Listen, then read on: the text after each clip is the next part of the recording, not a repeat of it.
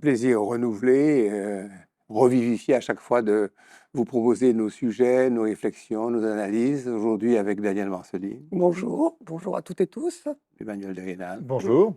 Frédéric D'Ispagne, Monsieur Darling Carter. Christian Boutan. Maître Darling Carter. Oui, absolument. Une équipe de rêve.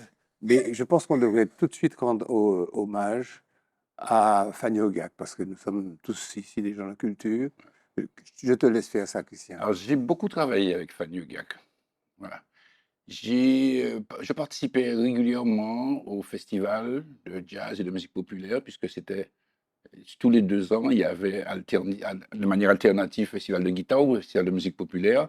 Nous avons organisé des concours de composition et c'était extraordinaire parce qu'il y avait même des compositeurs japonais ou argentins qui participaient à ces concours. C'est pour vous dire, on n'était pas encore à la technologie d'aujourd'hui, mais l'information passait. Et la Martinique était le lieu, si vous voulez, où tout ça se rencontrait. Alors le principe aussi, c'était que les vainqueurs de chaque concours étaient invités au prochain festival. C'est ça. C'est ainsi qu'on a découvert Éric Bonheur, Oui. que j'ai rencontré un soir dans un studio à Paris. Je lui ai dit, tu devrais participer à ce concours. Il a participé, il a gagné, sa carrière est lancée. Donc voilà, j'ai eu de la considération pour cette dame qui n'était peut-être pas appréciée de tout le monde, mais en tout cas qui a fait, mais comme tout le monde, hein, si vous voulez, qui avait une générosité, qui avait un engagement et qui, à mon avis, n'était pas non plus bornée. Oui. Excusez-moi de le Très dire. ouverte, oui. Elle était très ouverte, voilà. Donc, j'adresse effectivement mes profondes condoléances à Max, son époux, qui est un homme Max, charmant qui est notre ami. également, et puis à toute sa famille, bien sûr. Nous avons chacun une anecdote avec elle. Je vous ferai économiser la mienne parce que c'est un sujet qu'on va développer indépendamment à part, parce que c'est un sujet Fanny Hogak et la culture. Mon éditorial, si vous le permettez, que je vais énoncer assez lentement, parce qu'il est bourré de chiffres. C'est plus maintenant, c'est pas de la philosophie ou c'est pas de la psychologie. Je l'ai intitulé Paradis sous tension, la Martinique vit sous tension. La vie, pour nous, devient de plus en plus chère pour tout le monde, même ceux qui ont les moyens, et le pouvoir d'achat des ménages s'érode jour après jour. Notre île cumule 3 faiblesses: des prix élevés, des salaires qui stagnent et des revenus indépendants souvent trop faibles. Je définirai les revenus indépendants pour ceux qui ne savent pas ce que cette notion économique veut dire. Selon l'INSEE, le coût de la vie est de 7 à 12% supérieur à celui de la France hexagonale. Les produits alimentaires sont 38% plus chers. Les produits d'hygiène ou d'entretien dépassent de 30 à 50% les prix de l'Hexagone.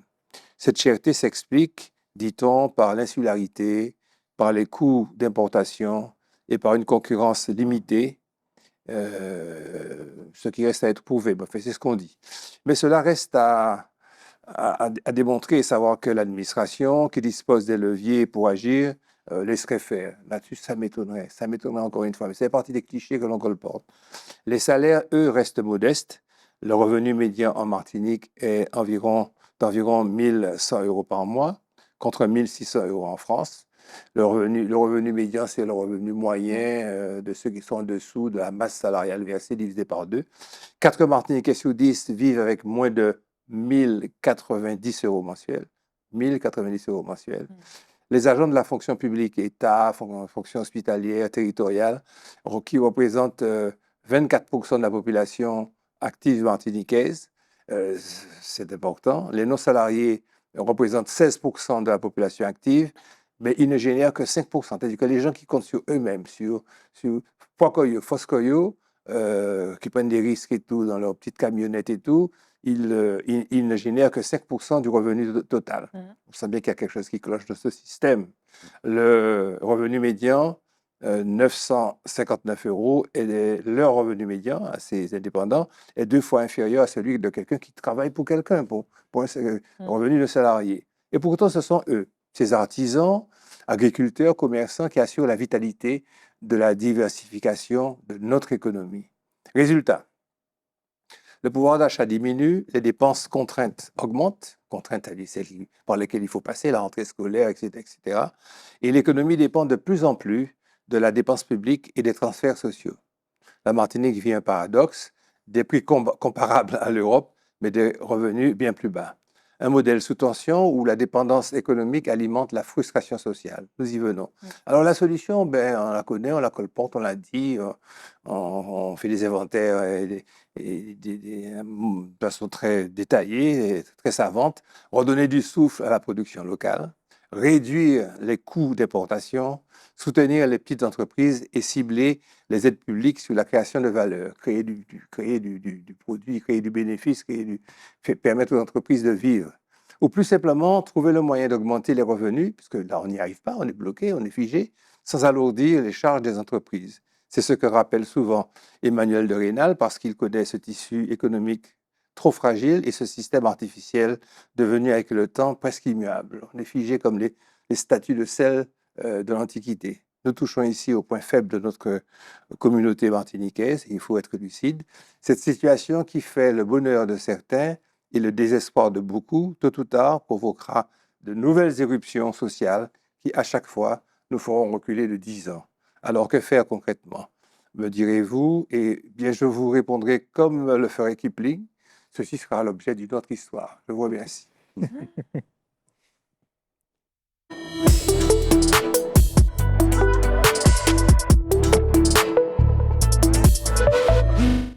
Ça, c'est très intéressant. 10 ans après la création des grandes régions, leurs présidents veulent davantage de pouvoir normatif et tout, de la grande France. Oui, j'ai le pérorer, mais allez, vas-y. Alors, si je vous dis, donnez-nous tous les pouvoirs sauf le régalien, vous allez vous dire, mais C'est ça, la c'est le chimie. congrès C'est la c'est chimie. le congrès de la Martinique. Eh bien, pas du tout. C'est Renaud Muselier, qui est le président de la région Provence-Alpes-Côte d'Azur. Et c'est lui, ainsi qu'un certain nombre de présidents de région, ainsi que la présidente de Région France, qui regroupe donc toutes les régions, qui ne cesse de demander davantage de pouvoir, davantage de compétences à l'État. Donc, on s'aperçoit que depuis 10 ans, la France, avec la loi dont tu as parlé, la France est passée de 23 régions de 22 régions à 13. Les Et grandes régions.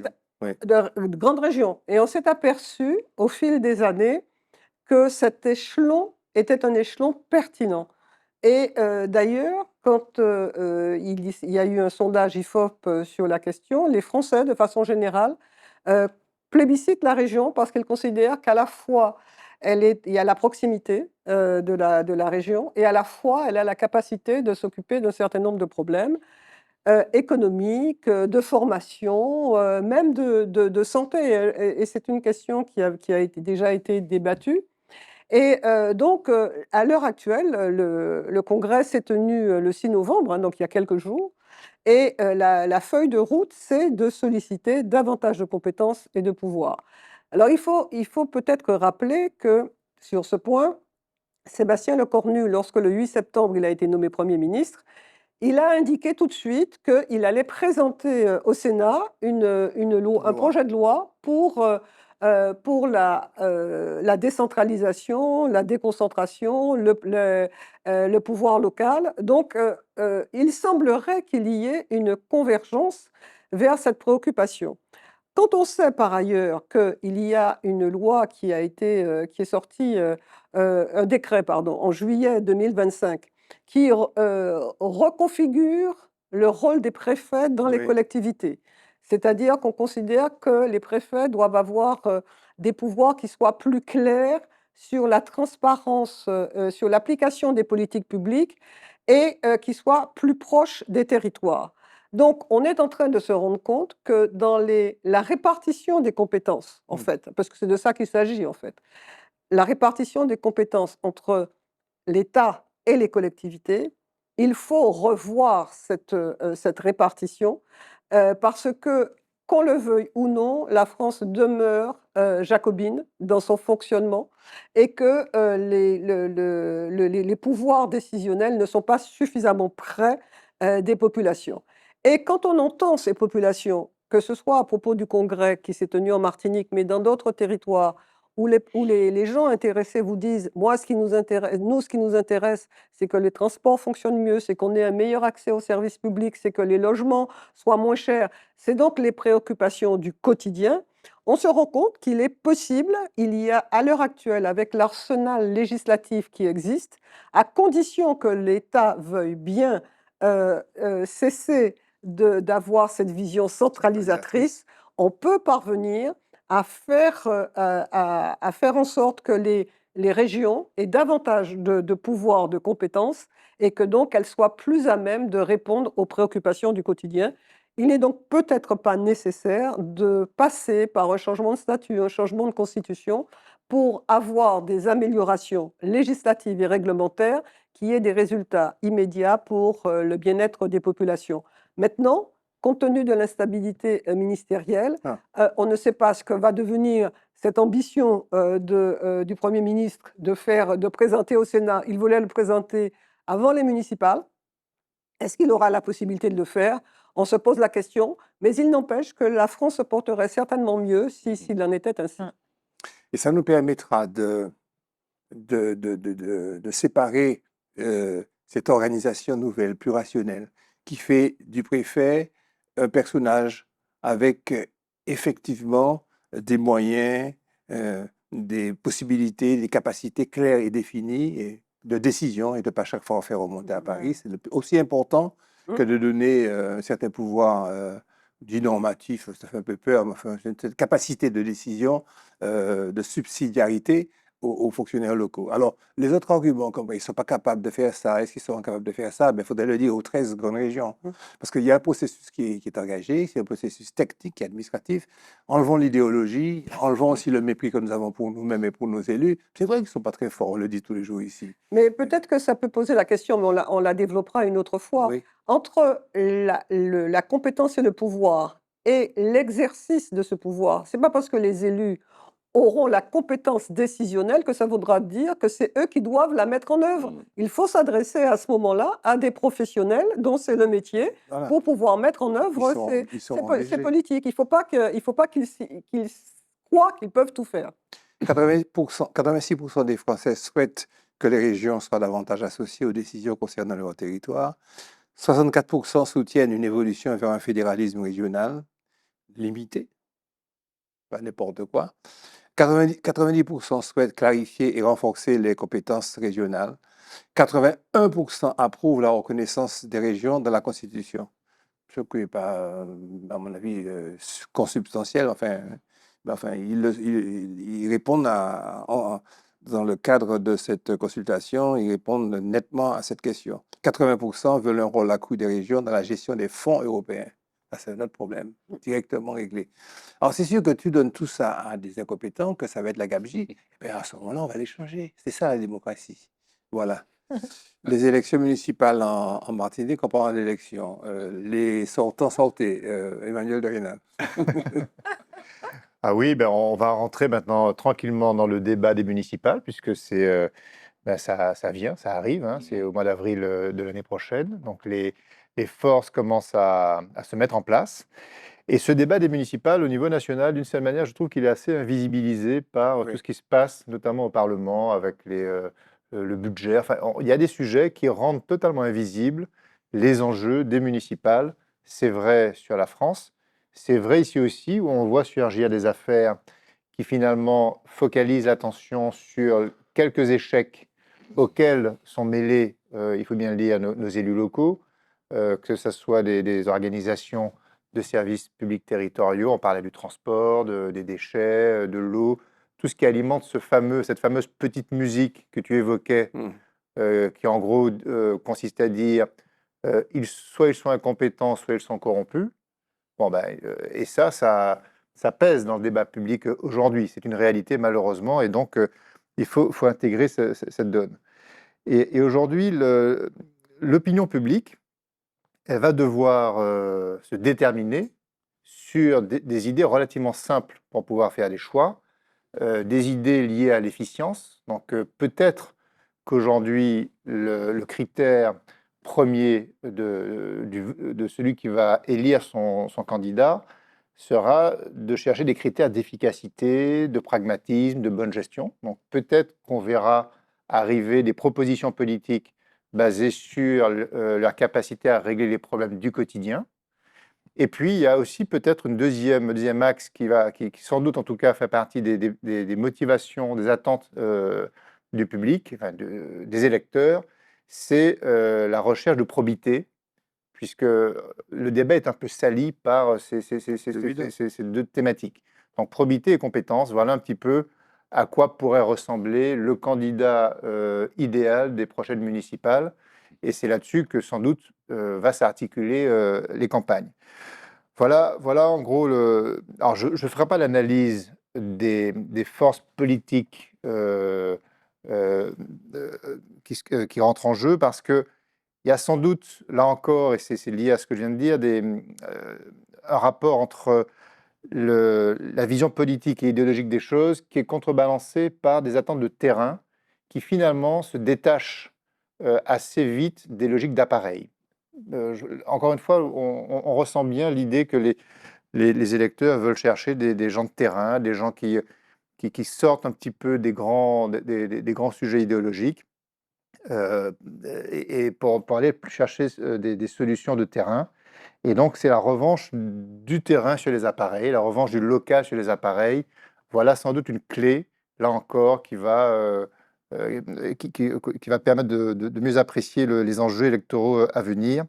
Et puis enfin, la troisième idée, c'est la recherche d'exemplarité. Je crois qu'il y a une attente profonde derrière les candidats. Il faut qu'ils soient exemplaires sur des valeurs assez simples de moralité, de courage, d'honnêteté, etc. Donc, c'est vraiment ce supplément d'âme de l'honnêteté qui sera probablement une des clés qui sera activée pour Absolument. clarifier le débat politique. Je voudrais quand même signaler à toute fin, parce qu'au moment des élections municipales, on voit surgir de tous les quartiers, de toutes les communes, des candidats qui arrivent et puis qui disent que je veux être maire. On va les faire un coup de main. Je voudrais aussi signaler quand même qu'avec le nouveau procureur de la République que nous avons, et puis le nouveau préfet, et puis la Chambre régionale des comptes, les choses sont rendues un petit peu plus difficiles, n'est-ce pas? Et il faut vraiment être calé, quoi. Il faut être compétent. C'est pas la peine de vous embarquer dans ça pour un petit plaisir de vanité et d'ego. La fonction publique et la fonction politique, maintenant, administrative, est rendue très, très difficile. Même s'il y a les EPCI qui couvrent, Cap Nord, Espace Sud et tout, qui couvrent l'essentiel de vos activités. Mais je crois que c'est plus l'époque des feuilles de tôle distribuées. Maintenant, comme l'a bien expliqué Emmanuel, c'est l'époque de l'efficacité, de l'efficience. Bon, les farceurs, arrêtez, quoi. Arrêtez, puis laissez les jeunes, pousser les jeunes de quartier, puis pousser les jeunes des communes à prendre leurs responsabilités et à remplacer les sortants. Jingle.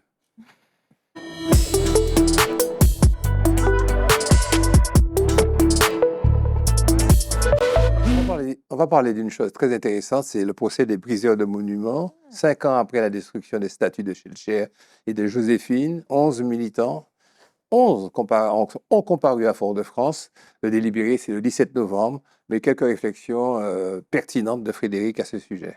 Oui, merci beaucoup Gérard pour ce sujet. Parce que quand ça s'est produit en 2020, rappelez-vous, c'était pendant le Covid. Oui. J'habitais à l'époque au centre-ville de Fort-de-France. Donc j'ai vécu ça de près et de façon très personnelle. Je dis bien très personnelle, mais on va passer à un autre aspect puisque je traite le sujet sur ce plateau. Je l'ai assez mal vécu, très personnellement, et je le dis, parce que pour moi, Schellcher, c'était un homme politique et un écrivain qui était un ardent défenseur. C'était un abolitionniste de la cause de la liberté des Noirs. Et de façon historique, bien que aucun personnage n'est sans ambiguïté, aucun personnage n'a des zones tout à fait blanches ou tout à fait noires, sans mauvais jeu de mots, bien sûr. Il a dénoncé la domination et l'exploitation imposées par la colonisation. Il a eu un rôle décisif dans le décret du 27 avril 1848. Donc ce sont des faits historiques. Et sur le coup, et je pense que ça a été quelque chose qu'on a tous suivi parce qu'on était tous chez nous à ce moment-là, on a suivi ça en détail, je ne l'ai pas bien vécu. Et puis le temps a passé et finalement ce procès ressurgit. On avait oublié, enfin moi j'avais oublié ce sujet-là. Je passe devant la statue de Victor Schellcher qui n'est plus depuis des années et j'avais oublié qu'il y avait une statue. Bon. Donc du coup j'ai décidé de sortir un petit peu de mon simple oui mais ou non et de regarder un petit peu dans le monde comment ça se passe. Parce qu'en vérité, qu'on soit pour ou contre le retrait de cette statue, c'est un fait. Je sais très bien que certains sont pour parce qu'ils ont estimé que Victor Schellcher a participé d'une certaine façon à l'esclavagisme ou qu'il n'était pas le seul, etc., à contribuer à ce décret. Donc, qu'est-ce qui se passe un petit peu dans le monde entier? C'est un mouvement mondial, ce retrait des statues, pour ou contre, justifié ou non justifié. Je vais vous donner quelques exemples et quelques pistes que dans la Caraïbe et dans le monde, ces statuts ont permis d'aborder. Soit on les retire, on les déplace, comme ça a été le cas pour la statue d'Edward Colston à Bristol, n'est-ce pas? Ce qui était un marchand d'esclaves du XVIIe siècle. Cette statue a été retirée et cette statue a été exposée au musée. Voilà. À la Barbade, plus près de nous, celle de Lord Nelson, qui est un héros naval britannique et défenseur de l'Empire. Il a tout simplement quitté la place publique et il a été également muséalisé. Donc ça, c'est une première voie, puisque le musée devient un lieu, si je puis dire, d'explication et de débat. Il y a donc on ne détruit pas la mémoire, on la remplace par de l'apprentissage, si je puis dire.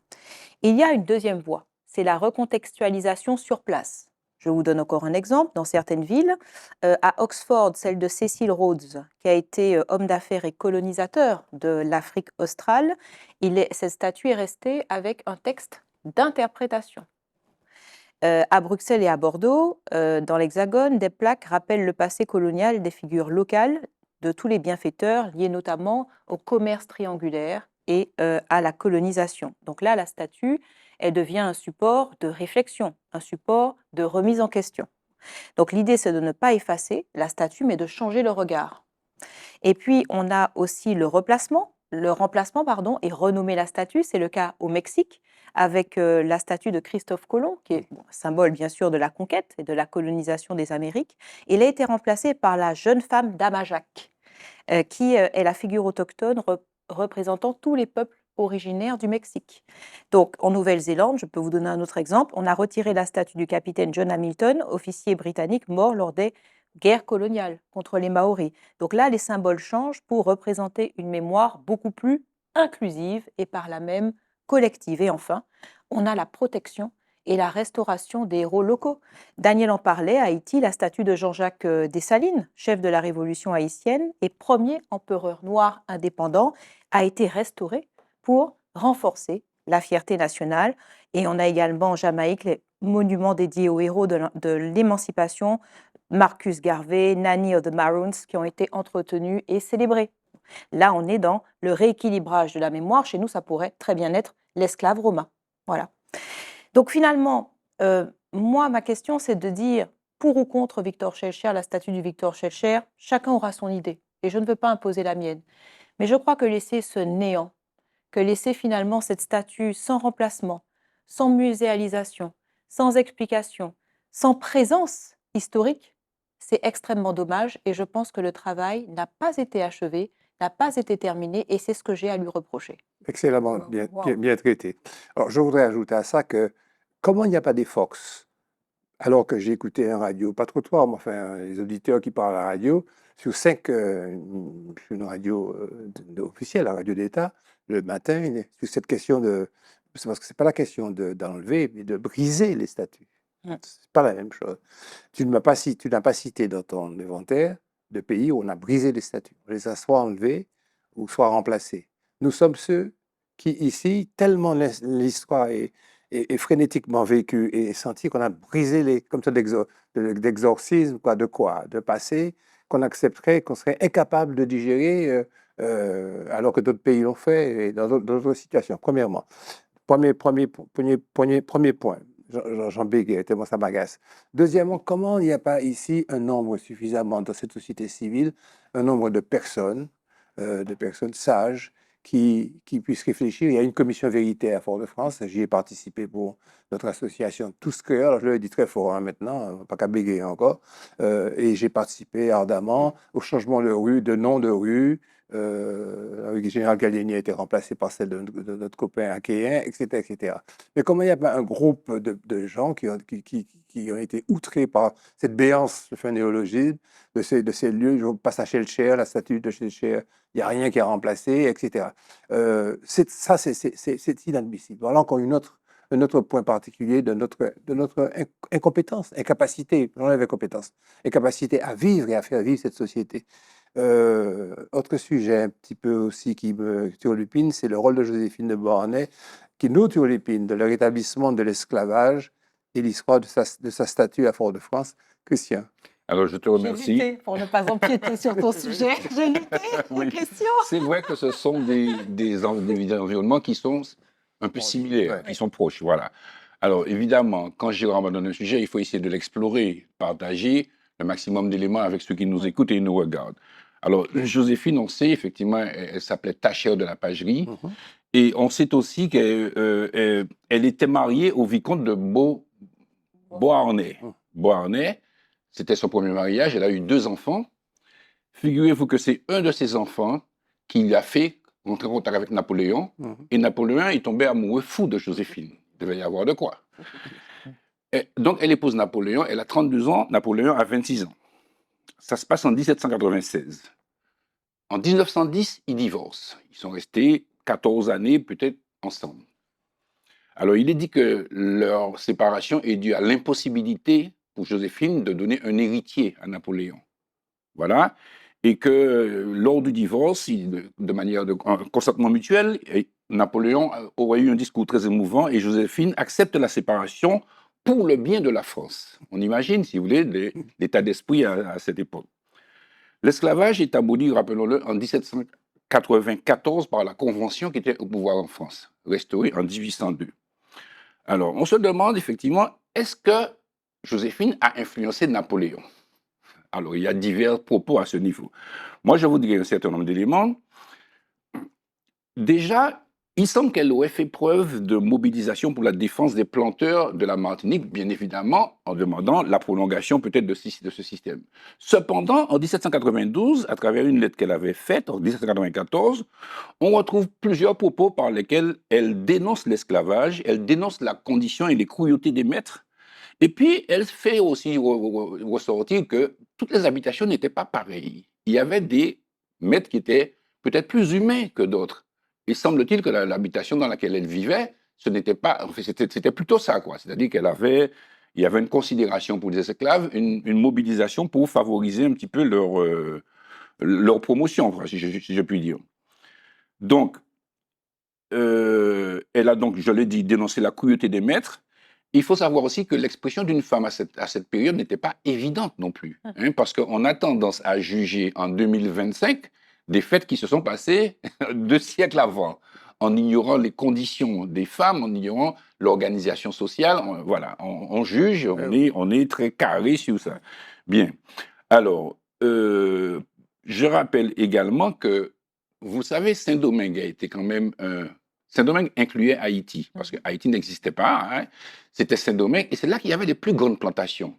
Et on dit que Napoléon a été forcément influencé par les maîtres de Saint-Domingue, les esclavagistes de Saint-Domingue, qui garantissaient une économie. Parce que l'orientation de Napoléon, c'était militaire, c'était la conquête, c'était tout ça, quoi. Donc, si vous voulez, il est fort probable que Napoléon se soit motivé par ses propres éléments et non remettre en cause comme on l'a fait. Obéir aux Absolument. Alors, je aux fais quelques injonctions petits de- rappels. En 1859, la statue de Joséphine a été installée sur la Savane. En 1974, elle a été déplacée par la municipalité de Miss-Césaire Exact. pour la rendre moins visible. En 1991, elle a été décapitée Ouais. par un commando anonyme. En 2017, il y a eu une demande de retrait par le mouvement international pour les réparations. En 2020, le déboulonnage. Donc, ce sont quelques dates que j'ai retenues. Pour terminer, je vais vous livrer un petit peu la pensée d'un écrivain à Antilla que j'ai beaucoup aimé et qui dit « Retisser la mémoire au lieu de la détruire ». C'est important, ça. Voilà, c'est un peu ce que tu disais aussi. Il ne s'agit pas de sanctifier des figures, mais de les contextualiser. Faut pas qu'à juger un monde sous pas connaître le contexte là, ben, elle a fait là. Quelles sont les circonstances ou les idées ou les actions critiques aujourd'hui? Il faudrait plutôt transformer les lieux de discorde en espaces pédagogiques, tu le disais tout à l'heure, où chaque monument puisse devenir un espace d'explication, passible d'exaspération. Et c'est ça qui nous arrive. La passion prend le pas sur la clairvoyance et la raison. Ça, c'est mon point de vue. Car la mémoire ne s'impose ni par le marteau, ni par le feu. Elle se transmet, elle se discute, elle s'enseigne. Tant que nous préférons la colère à la connaissance, nous resterons prisonniers de nos blessures. Il écrit bien. Et il écrit bien, ce monsieur-là. Et je termine par Frantz Fanon. Le passé ne doit pas être vécu comme une malédiction, mais assumé comme une responsabilité. C'est un message qui me paraît très, très important parce que nous n'allons pas nous en sortir si nous sommes passionnés, si nous sommes coléreux et si nous n'avons pas cette sagesse qui permet de construire une société. Il faut aller jusqu'au bout. Il faut aller jusqu'au bout de toutes ces thématiques. Il faut prendre le passé de front, en face, et puis régler les problèmes, associer les quartiers, les peuples. Joséphine de Beauharnais, qu'est-ce qu'elle était, qu'est-ce qu'elle représente, et puis les discours en emporte-pièce, les jugements, etc., les mettre de côté. Populisme, on y vient, il y a presque une liaison. Quand la démocratie perd son centre de gravité, j'ai quand même une introduction à faire. L'explication classique du populisme, c'est que c'est une notion qui s'enracine dans un double déséquilibre. Une polarisation idéologique qui fragilise la démocratie, qui affaiblit la démocratie, et un décalage entre ce que les politiques offrent et puis les attentes des citoyens. Alors, comme il y a inadéquation, l'offre politique ne répond plus. Donc, ça se termine en populisme. Et puis, Emmanuel m'a dit, ouais, mais moi j'ai une vision un peu plus philosophique de tout ça. Je vais la traiter. Le populisme s'explique de façon plus subtile. J'ai dit, ah bon, ben, je suis au couillon. Alors, moi, non, pas du tout. Non. J'ai lu un livre qui donne un éclairage très intéressant. Le populisme peut être compris comme une réaction à la peur de la mort et du déclin collectif. Et puis, j'ai assez spolié ton sujet, je te laisse faire. Oui, ben là, dans ton introduction, tu as fait le lien entre populisme et démagogie, Oui. c'est-à-dire répondre aux pulsions du peuple Oui. pour pouvoir se donner quelques vertus de gouvernance. Et ben, il faut se méfier quand on voit surgir des acteurs qui, au nom du peuple, assènent des vérités. C'est toujours très, très, a priori, très dangereux. Donc méfiez-vous, puisque la conduite du pouvoir demande un peu plus d'exigence, de courage, de hauteur de vue, et ce n'est pas si simple que ça. Et donc, effectivement, moi, il y a une étude qui est sortie récemment, qui est une étude qui fait une démonstration assez amusante, enfin, je trouve, et qui peut permettre de donner une clé de compréhension de ce qu'est le populisme. Cette étude dit, en substance, quand on a peur de la mort, eh bien, ça déclenche des comportements égoïstes. Alors, la peur de la mort déclenche des comportements égoïstes. Et à l'échelle des sociétés qui finalement entretiennent cette crainte de la finitude, cette peur de la mort, ou qui ont des systèmes de valeurs qui les orientent vers le chaos définitif, eh bien, mécaniquement, ça fabrique des réactions égoïstes. Et d'ailleurs, c'est un peu le rôle des religions qui finalement essaient de gommer cette peur de la mort en apportant plutôt des voies de sortie positives et qui essayent de contribuer à des sociétés plus empathiques, plus altruistes. Donc ça a été documenté, mesuré, peur de la mort égale égoïsme. Et à l'échelle d'une société, peur de la mort, ça peut aboutir, in fine, sur sur du populisme en réalité. Parce que c'est bien la peur qui devient l'aliment des pensées politiques, qui s'alimente de la peur. Et on le voit bien dans nos partis extrêmes, le ressort, la matière première, elle est fondée sur nos différentes peurs, en fait. La peur de l'étranger, la peur climatique, la peur de la guerre, la peur de l'autre. La peur du lendemain. La peur du lendemain. Donc, le discours, en réalité, c'est un discours anxiogène qui est souvent activé par les deux bords extrêmes de l'échiquier politique, parce que là, ça devient bankable, et donc ça radicalise les positions. Donc, la peur universelle devient politique, climat anxiogène, comportement de défense, repli identitaire et méfiance accrue envers l'autre. Voilà ce qui devient un moteur politique. Et donc le populisme devient, ça c'est la deuxième idée, la réponse émotionnelle à la peur. Voilà.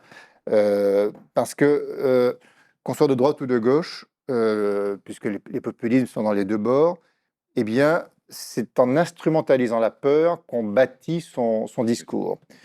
Et le discours repose sur 3 leviers relativement simples. On désigne un danger. Alors, ça peut être effectivement les étrangers, ça peut être les élites, ça peut être Bruxelles, ça peut être, vous voyez, enfin, on va les chercher partout où on veut les chercher.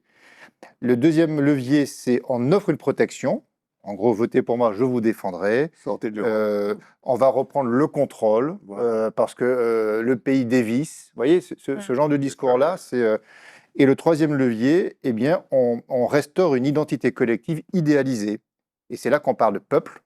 Le peuple, ce n'est rien d'autre que finalement une vision idéalisée d'une identité collective, mais qui est le bon reflet de cette réponse à la peur, la nation, les vrais gens, pour essayer d'aller chercher les discours C'est ça. dans les deux bords.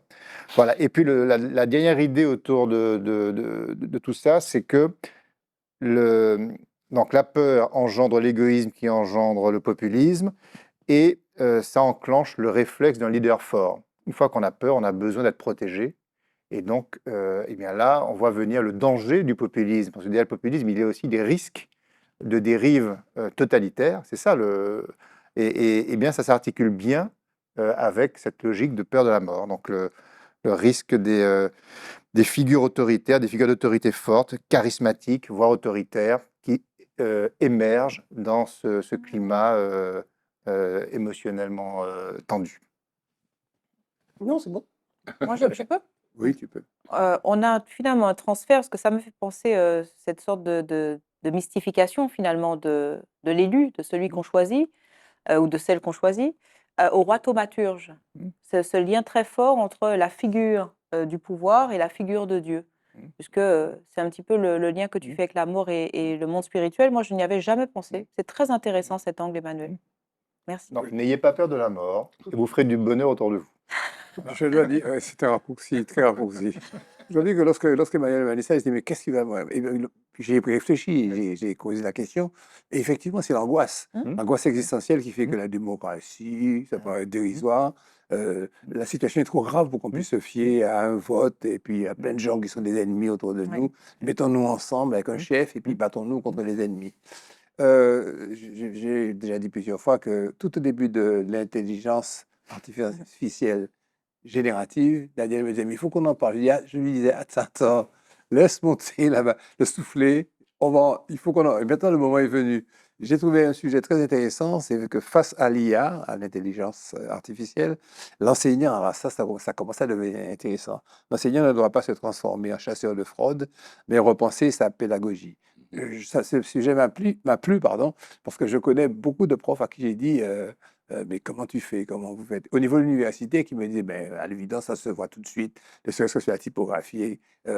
Puis donc, je renvoie la copie, j'appelle l'étudiant qui jusque-là est un cancre parfait, qui me donne une sorte de condensé très élevé. Je lui dis, bon, arrêtez, au moins vous avez pu réfléchir, voir que... et puis il y a des hallucinations de l'intelligence artificielle, parce qu'elle invente l'intelligence lorsqu'elle perd pied. Et j'ai demandé donc à Frédéric de mettre de l'ordre dans tout ça pour nous. Eh ben, je vous remercie. Alors, quand je parle à mes collaborateurs professeurs et que je leur demande comment ils gèrent avec l'intelligence artificielle, ils me disent, ben, depuis l'intelligence artificielle, on doit refondre nos méthodes pédagogiques et il n'y a plus de devoirs maison, justement. Il n'y a plus de devoirs maison, parce que les devoirs maison, Sont faits on par peut la machine. tranquillement utiliser la machine. C'est superbe. Et quand j'en parle à Eddy, Eddy nous dit, mais c'est comme la calculette, hein. Avant, tout le monde parlait de calcul mental. Maintenant, tout le monde passe à l'intelligence artificielle. Ça va rentrer dans les mœurs. Et puis, finalement, j'ai sondé mes propres élèves et je leur ai demandé comment m'adapter au mieux dans mes sujets à l'intelligence artificielle. Et l'une d'entre elles m'a répondu, sans vouloir faire de l'humour, eh bien, formulez-nous des sujets quand vous avez des devoirs à nous donner beaucoup plus précis pour qu'on puisse avoir des retours beaucoup plus efficaces et pertinents de l'intelligence artificielle. Là, c'était énorme. J'ai dit, je vais partager ton point de vue parce qu'il est, il est vraiment extraordinaire. Donc, vous voyez là ce que je viens de vous faire. Je viens d'amuser votre cerveau. Et là, je vous ai mis 3 anecdotes pour capter votre attention de façon ludique. Parce que soit notre intelligence, qui est naturelle, est extrêmement attentive au drame, et ce n'est pas du tout ce qu'on veut, en l'occurrence, soit elle est extrêmement attentive à tout ce qui est très drôle. Et aujourd'hui, nos jeunes dans toutes leurs réponses, ils ont l'intelligence artificielle, pour le meilleur et pour le pire. Donc, dans l'animation, puisque c'est le sujet que tu m'as demandé, dans le remaniement pédagogique, dans la remise en question de nos cours, c'est terminé le descendant. Apprenez ça, faites ça à la maison, revenez, récitez-moi. Alors, je ne dis pas que c'était toujours le cas, mais pour avoir vécu il y a 20 ans une certaine forme d'éducation, je crois qu'il y avait un peu de cela.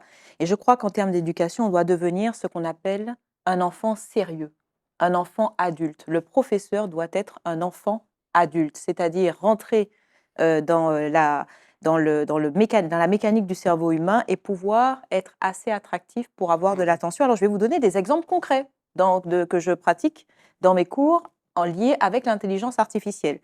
Je donne à chacun des jeunes un devoir maison, mais un devoir maison différent.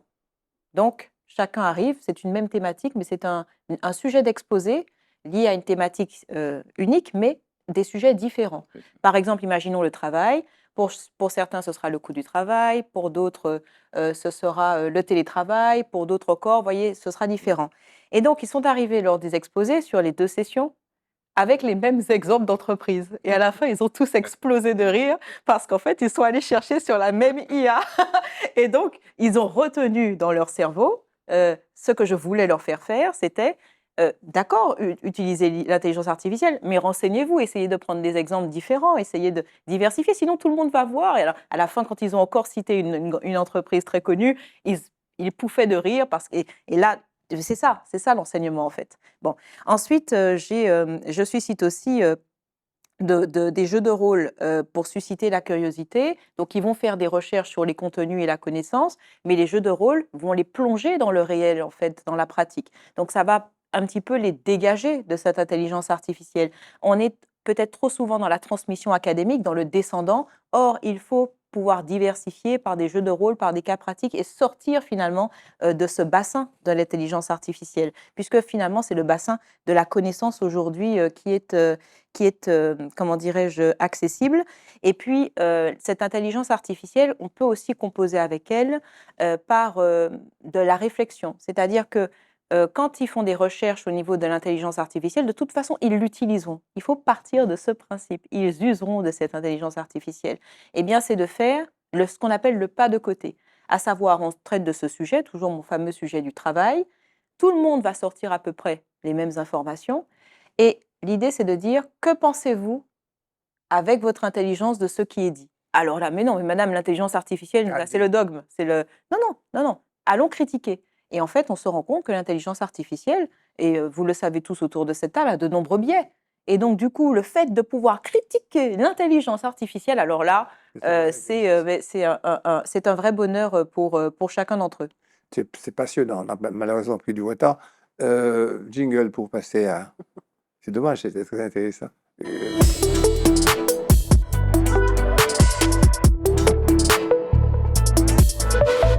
Il faut qu'on tienne notre planning et puis zapper Schwarzbard, l'ancêtre en solitude, c'était pas possible. Daniel.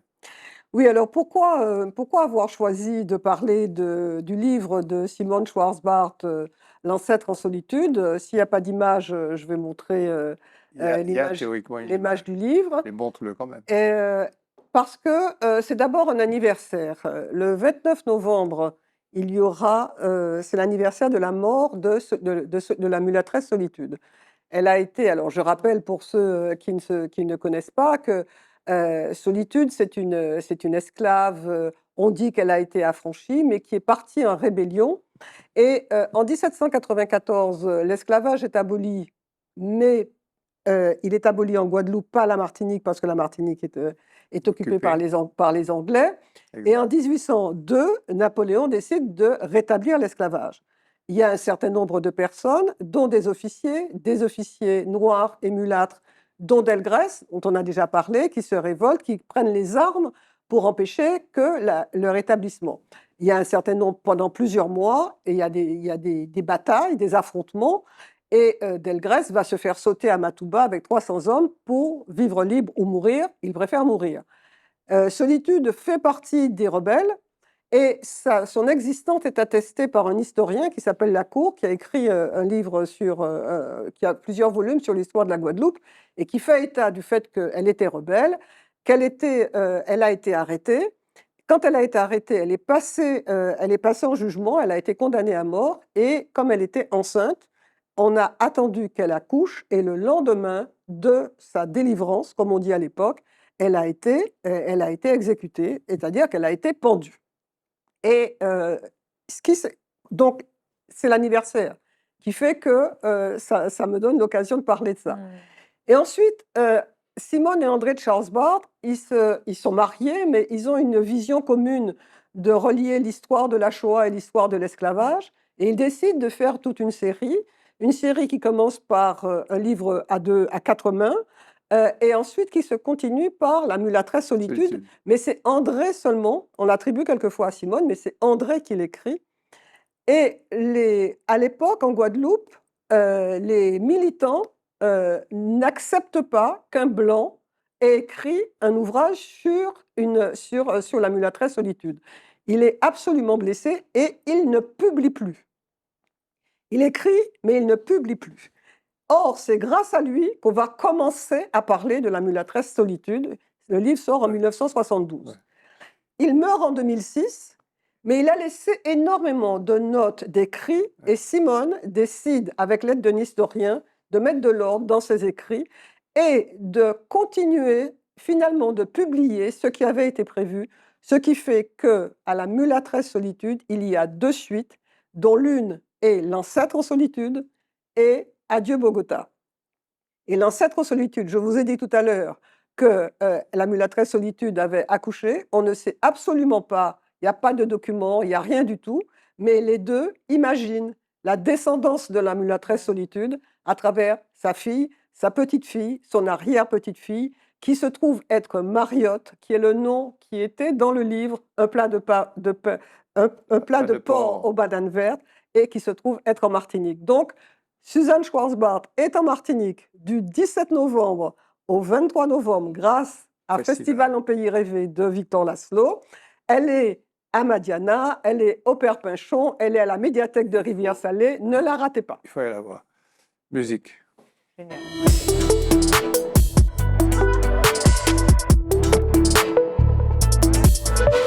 On va revenir sur elle. On va aller. Bon, chers amis, Gérard m'a proposé de parler de l'accordéon. Ah, Alors, c'est très bien, je suis très, très sensible à ça. Et on va commencer par des images, d'ailleurs. J'ai pris des images déjà de l'accordéon dans une quadrille en Guadeloupe, et Oui. puis on va voir aussi Oui, puis d'autres très choses. bien, c'est très bien. tu vas pas.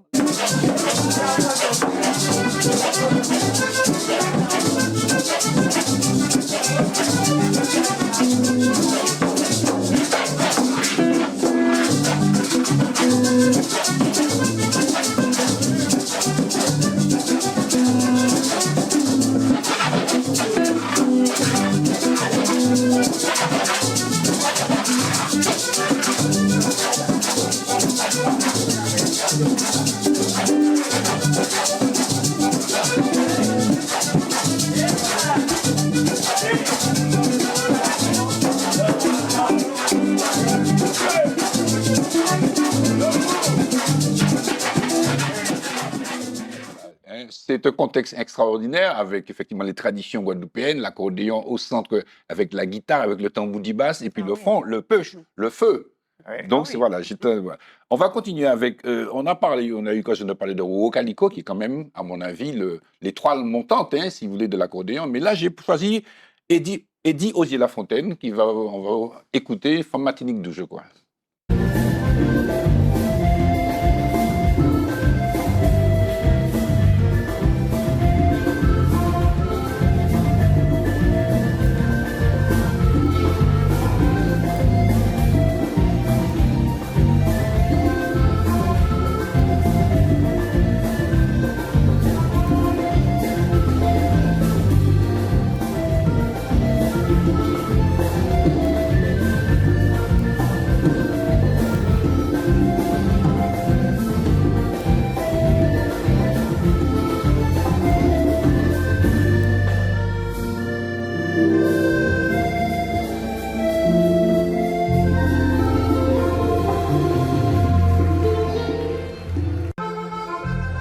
L'accordéon a été créé, inventé en Autriche au 19e siècle. Mais très rapidement, il s'est propagé. Et puis, il s'est intégré dans toutes les formes de musique. La tradition, vous savez que, par exemple, en France, il y a eu Yvette Horner, d'ailleurs, qu'on va écouter. J'espère que c'est la prochaine Ouais. vidéo qu'on va partager. Voilà, Yvette Horner. Et la rousse.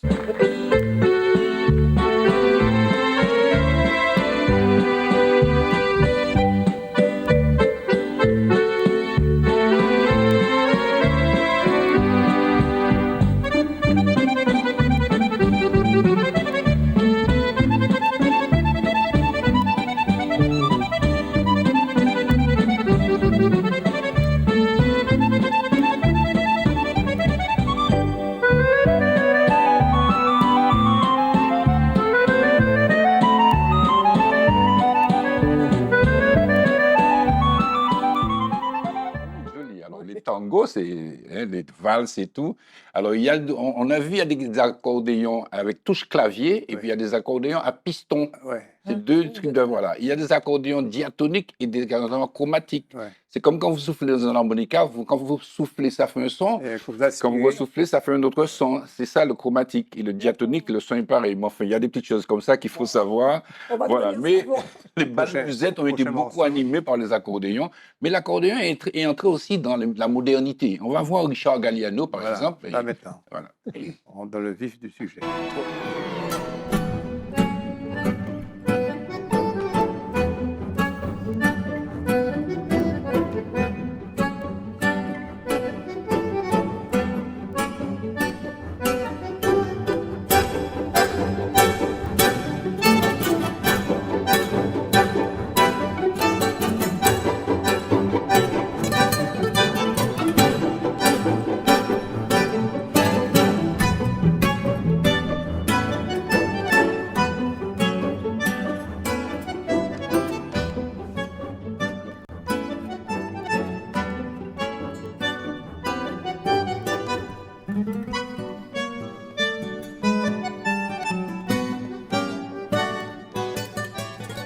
Alors là, c'est très intéressant. C'est pas, enfin, on va voir Richard Galliano tout à l'heure, mais ça, ça s'appelle le bandoléon.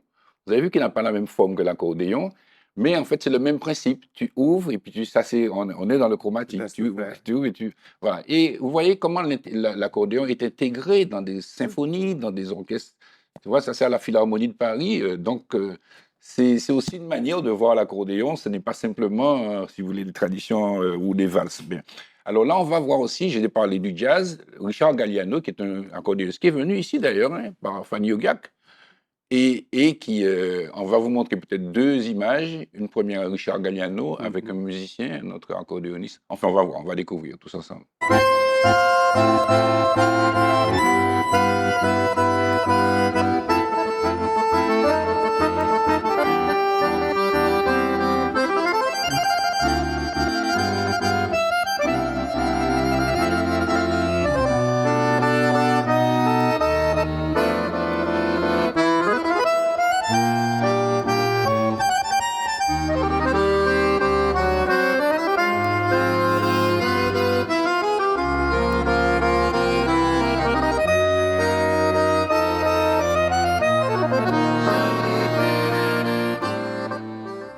Mais c'est cette quasiment transe quoi, du bandoléon et de l'accordéon que nous terminons cette émission. Très bonne émission. Merci, Christian. Je vous Ah oui, félicite. merci, Christian. Merci Gérard de m'avoir suggéré de parler d'accordéon. Je sais que je vais t'envoyer Galliano parce que c'est Galliano qui m'a incité à Ah, tout Galliano. donner. Je vous donne rendez-vous la semaine prochaine et réécouter plusieurs fois l'émission parce qu'il y a de très très très bonnes choses de la part de tout le monde. À bientôt.